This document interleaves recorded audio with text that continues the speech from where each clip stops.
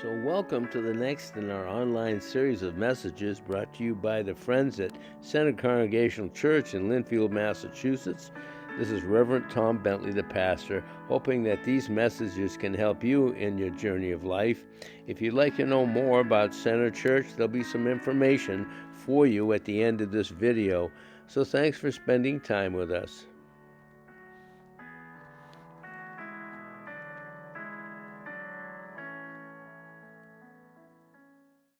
So grace and peace to you from our friend Jesus. We've come to the end of the Epiphany season. There's 7 Sundays in Epiphany, sometimes as many as 8, and now we're at Transfiguration Sunday.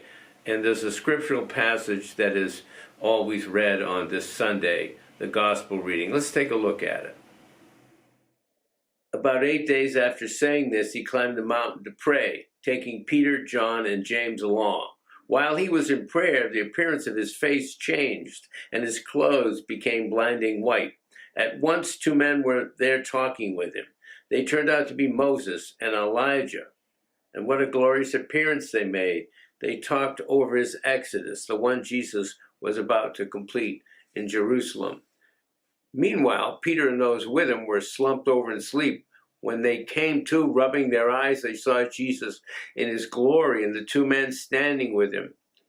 When Moses and Elijah had left, Peter said to Jesus, "Master, this is a great moment. Let's build 3 memorials, one for you, one for Moses, one for Elijah." He blurted this out without thinking.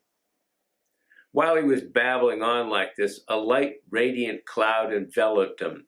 As they found themselves buried in the cloud, they became deeply aware of God. Then there was a voice out of the cloud, "This is my son, the chosen. Listen to him."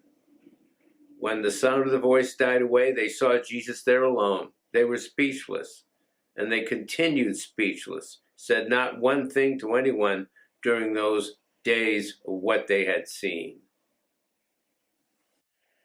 Now, this is one of the more cosmic events in the gospel writings, and some argue that this is a foreshadowing of the resurrection of Jesus. It's just bright white light, a cosmic transcendent moment, and it's beyond really comprehension.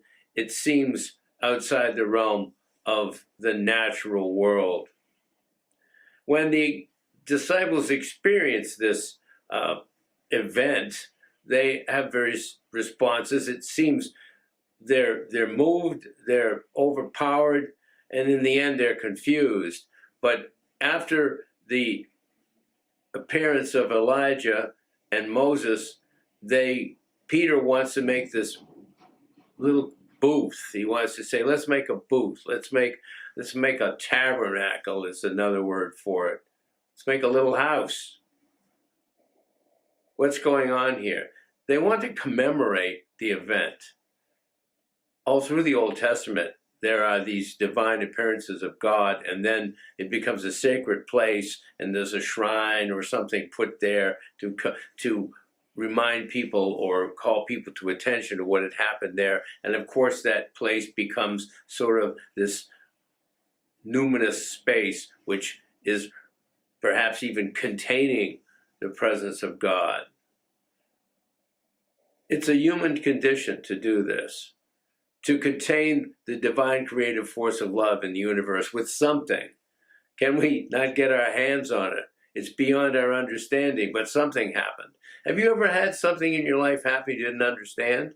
A spiritual moment, a connection, a deep dream perhaps, maybe an altered state where you were in another way of knowing, or maybe a sense of another part of the universe you've never been to. People have all kinds of changes of consciousness, and they're often very disconcerting, not to be comprehended, and people try to write about them, try to paint pictures about them, write poems about them, share about them. It's not possible in the truly transcendent moment to capture it, yet we human beings want to do this all the time. I remember there was a toy my little kids had. They were popular at the time, and they made movies about them. You'd get this thing that looked sort of normal, this little 10-wheeler truck, and you could pull it all apart and make a robot out of it. It was Transformers, more than meets the eyes. We wanted to, it was a game you could play, and so it was magic, and kids loved these silly toys, and they played with them. Is that how we approach the spiritual realm? As some sort of thing that maybe can be turned into another thing? It's very important to remember that Jesus never told his disciples to make anything. He never told his disciples to write anything down. He never told his disciples to commemorate what he taught them in art, or to create any space that was particularly more sacred than another space. That's not the teaching of Jesus. That's not the way of Jesus. Jesus doesn't want us to make anything. Yet, if you look at the history of the Christian church, it's a whole bunch of buildings commemorating this event or these events, a shrine, a holy place. We're all moved by it. We go there, but we're just looking at some sort of human construction that doesn't hold the holy, because Jesus never told us to make anything. He invites us to do something.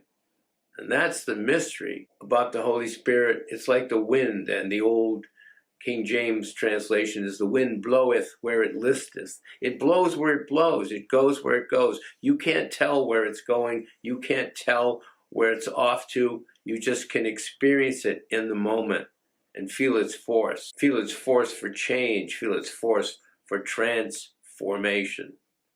And yes, we change, but we can't make things to commemorate or control this change. We just have to be part of the change.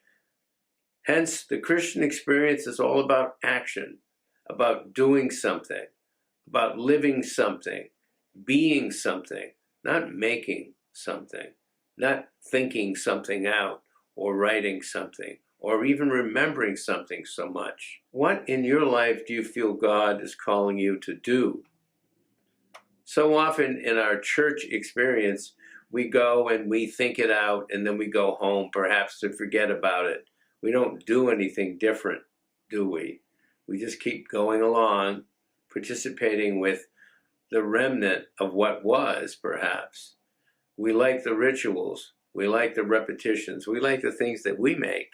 What is God making in your life to cause you to do something? With someone else, maybe, for someone else. That's the mystery of the gospel. It always calls us in the immediate, eternal now. It isn't a voice that rattles around in the past or is necessarily going to be encountered in the future, because there is no time. We're called to do right now in our time. And that's the power of the gospel. That's the presence of the living Christ. So, what is your heart aflame with right now? Anything? Is God calling you to be part of something? Or are you living in an old thing you built, a booth, if you will, an old tabernacle of memory or repetition or habit? Jesus calls us out. And while we work to protect our little booth and become a bit of a babbling idiot like Peter was in our reading, God calls us out, loves us just the way we are, but we're the instruments of grace for action and change in the world. And we know right now the world needs more change for compassion than perhaps in any living time, and maybe in any time, if we can think back. But it's not about what happened, it's about what is happening right now. And so in the spirit of that invitation for action, I invite us to think, as we enter into that season of Lent that's coming up, to ask ourselves, what is God calling us to do and to be, and what might be in the way of all of that? That's the Lenten discipline, which we will begin in a week. So peace and best wishes to you. Thanks for spending time with us. Goodbye.